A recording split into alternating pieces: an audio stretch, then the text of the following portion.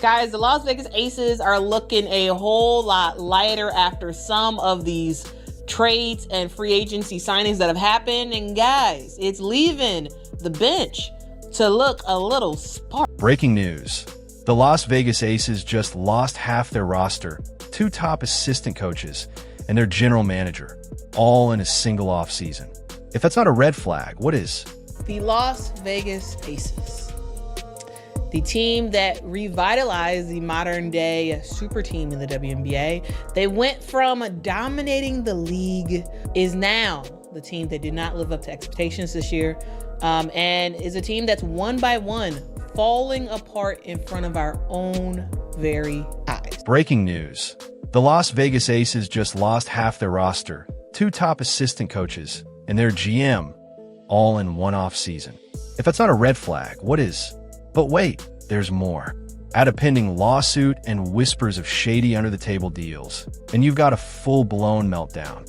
So what's really behind this mass exodus? And what's pushing Aya Wilson to the brink emotionally? One thing's clear.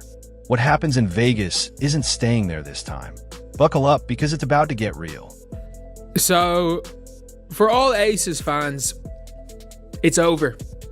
It's over. It's over. The reign of the Aces is over. I understand the shortest dynasty in the history of the sport of basketball. You know, I've never heard of a dynasty that won 2 championships and then was done. Because you're seeing all the ring-chasing free agents getting out of Vegas. You know what they say about karma, and it looks like it's finally catching up to the Las Vegas Aces. Not long ago, they were on top of the world, back-to-back champions with a stacked roster that looked unstoppable. But those glory days are starting to feel like a distant memory. Let's rewind for a moment. The Aces were flying high, full of swagger, with Aya Wilson and Becky Hammon leading the charge and seemingly untouchable. Then came that crushing semifinal loss to the New York Liberty, and that's when the cracks started to show. We have to get better. We have to really take a sharp look at ourselves, look ourselves in the mirror, see our shortcomings, and then, you got to make the moves necessary, whatever that means, to put the best product that we possibly can. It's not going to be the same group probably next year. It just won't. And I'm sad about that because I really like that group. They were a pain in my ass, but I was a pain in their ass too. Now, Coach Hammond's words after that loss are hitting differently. Back then, she said the team wouldn't be the same in 2025. Most of us assumed she meant they'd come back even stronger. But looking at everything that's happened, it seems she may have been hinting at a total collapse. Oh, I mean, Becky Hammon, you were right. Congratulations, but did you really think it would be this different, a roster? The first domino to fall? Kate Martin, a fan favorite and energetic spark off the bench. She was surprisingly left unprotected in the expansion draft. And just like that, the Golden State Valkyrie scooped her up. It felt like the Aces gift-wrapped one of their most promising young stars and handed her straight to a rival. This league is all about opportunity, and you just need one shot, right? And I am very thankful for the Aces and everything I got to learn there, but I'm really excited for this new beginning and to build something from the ground up here with the Valkyries. But that was just the beginning. The real shock came when Kelsey Plum, the sharpshooter and fan favorite, chose not to sign an extension. Next thing you know, she's traded to the Los Angeles Sparks in a move that left fans stunned. Sure, the Aces got Jewel Lloyd in return, but at what cost? Plum is younger, more efficient, and doesn't need the ball in her hands as much as Lloyd. The deal left many wondering what the front office was thinking.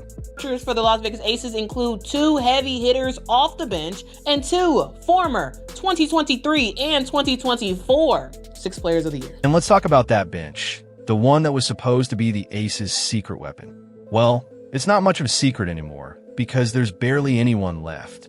Sydney Colson, Aya Wilson's close friend and key locker room presence, she's off to the Indiana Fever. Let's start with Alicia Clark. According to Ramona Shelburne of ESPN, the Aces wanted to bring back Alicia Clark. But when Seattle came a-knocking, Alicia was like, you know what? I would love to go back to my WNBA home, which is Seattle. Now, guys, if y'all don't know, Alicia Clark won 2 titles with the with the Seattle Storm in 2018 and 2020. And now at 37 years old, she is looking to bring her 3-and-D game back to Tiffany Hayes? She's teaming up with Kate Martin over at the Golden State Valkyries. And Alicia Clark? She's making a homecoming, heading back to her old squad with the Seattle Storm. Of course, there is Tiffany Hayes, who, guys, Tiffany Hayes was not even supposed to be in the WNBA last season. She had actually retired in the offseason of... It's like a game of musical chairs, except when the music stopped, the Aces were left standing with no seat. 5 key players gone, their entire rotation wiped out. You gotta wonder what's really happening behind the scenes to cause this kind of mass exodus. She hopped on with the Las Vegas Aces mid-season for the 2024 season and made a crazy awesome comeback. Guys, she was averaging nearly 10 points a game off the bench. She gave the Aces that extra little gut punch that they needed off the bench to give them some more intensity, give them some offensive versatility of sorts. She's one of those players that Tiff Hayes can get to the basket. Tiff Hayes, if she has the basketball in her hands, she can kind of do whatever she wants with it, and you're not really gonna be able to stop her. Tiffany Hayes, fresh off winning 6th Player of the Year, is jumping ship to join the Valkyries. And this isn't just any departure. Hayes averaged 9.5 points, 2.8 rebounds, and 2.1 assists last season, proving she's still a major threat on the court. She was a clutch signing for the Aces after coming out of retirement, but now she's walking away. It's like watching one of your most valuable players grab the ball and leave. Except this time, she's taking her talent to a brand new team. I'm gonna go out there and I'm gonna try to be the best. I get y'all saying best player in the world. That's great. It looks great. But I want to be the best person. I want to be the best teammate, because that's how I get the best out of my... And let's not forget that semifinal loss to the Liberty.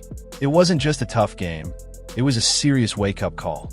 Kelsey Plum, Jackie Young, and Chelsea Gray, normally the Aces' offensive engine, combined for just 28 points. That's not a slump. That's a bright red warning sign that something's off with the team's scoring game. Want hard numbers?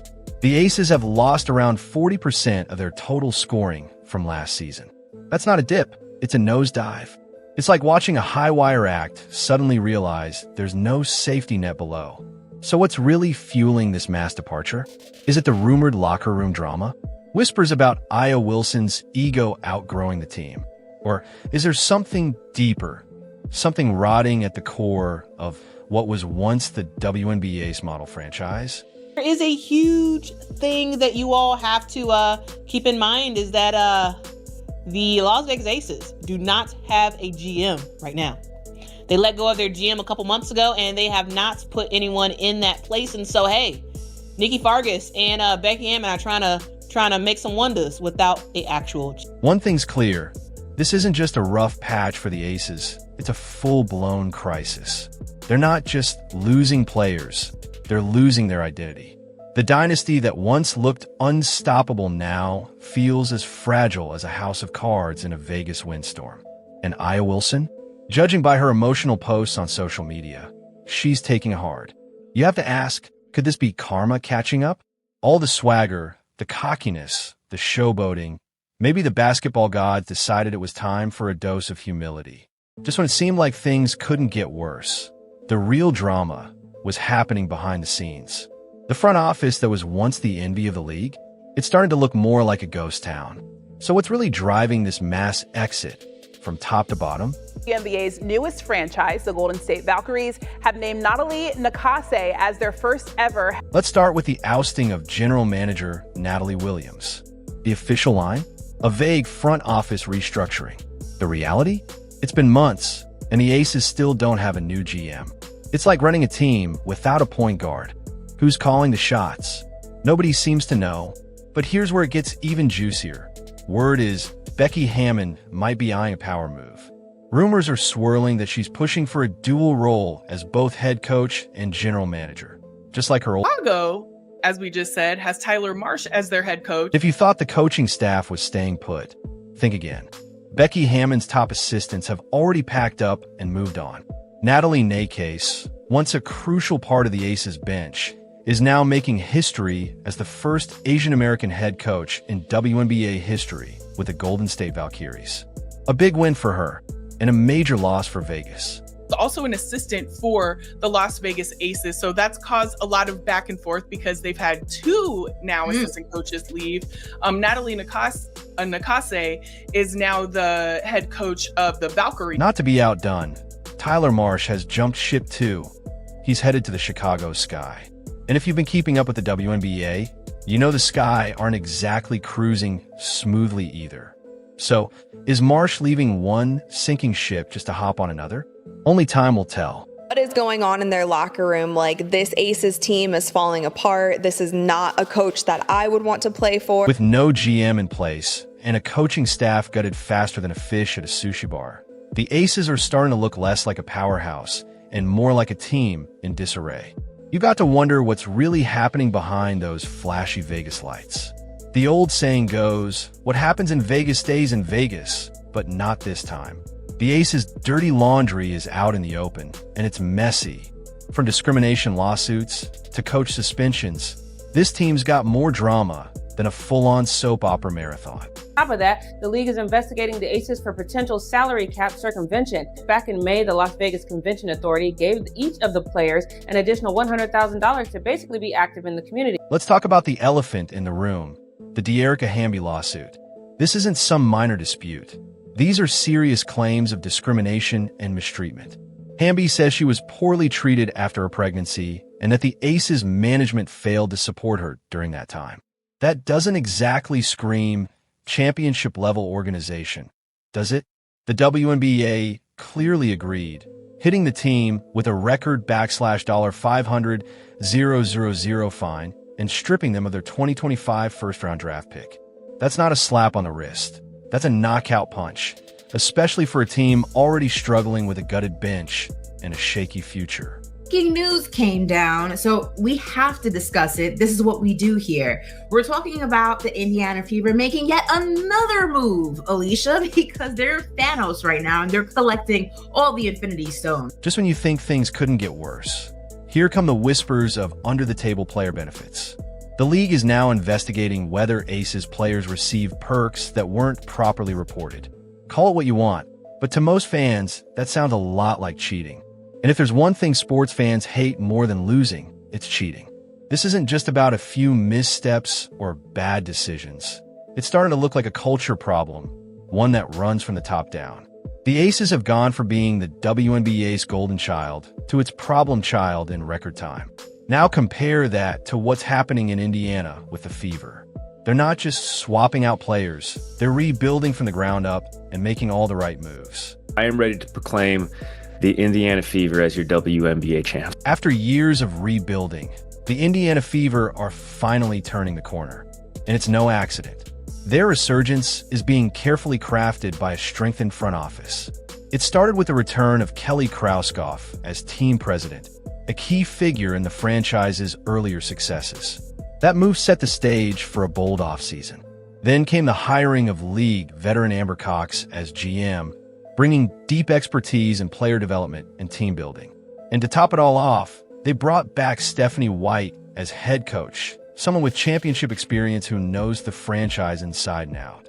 That's not just a rebuild, that's a front office dream team. A lot of people say that Caitlin Clark moves the needle. That is wrong. She is the needle. She dictates. We all know what she's done on the floor. It's history, right? But off the floor, my goodness. And wow, did this new front office and coaching staff hit the ground running. The Fever went on a free agency shopping spree, scooping up championship vets left and right. Natasha Howard? Check. DeWanna Bonner? You bet. Sophie Cunningham and Sydney Colson? Absolutely. And it didn't stop there. They locked in their star guard, Kelsey Mitchell, with a new deal. It's clear they're building a dream team around their new franchise centerpiece, Caitlin Clark. You in a position where you can add some pieces? Yes, we are. We're definitely in a position. And I would think that if you are a smart basketball player and you watch the way she plays, you would want to play with her. Clark's rookie season was nothing short of electric. She broke 62 records, brought a new level of energy to the team, and captured the attention of the entire league. But it wasn't just about the numbers. Her leadership transformed the Fever's culture, turning them from underdogs into serious contenders. With rising stars like Aaliyah Boston and Lexi Hull and veteran Kelsey Mitchell steering the ship, Indiana's future is looking bright heading into 2025 and beyond.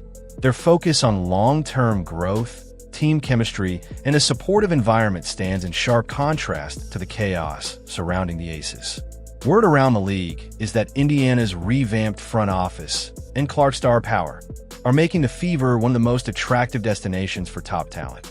Quality depth is going to be important. When you have a core three like we have, surrounding them with players who are going to, fill the roles, certainly, first and foremost, who are going to embrace the roles, secondly, and who give us the best opportunities for success by complementing what they do really, really well. While the Aces scramble to put out fires and watch players head for the exits, the Fever are quietly building what could be the next WNBA dynasty.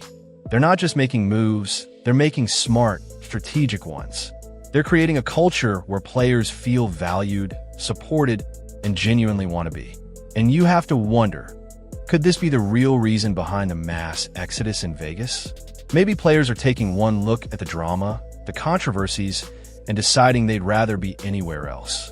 It's easy to see why someone would compare the chaos in Las Vegas to the momentum in Indiana and think, yeah, I know where I'd rather go. The Aces have gone from the league's hottest destination to the team everyone's trying to escape. And this isn't just about losing games or talent. It's about losing trust, losing respect, and maybe even losing their future.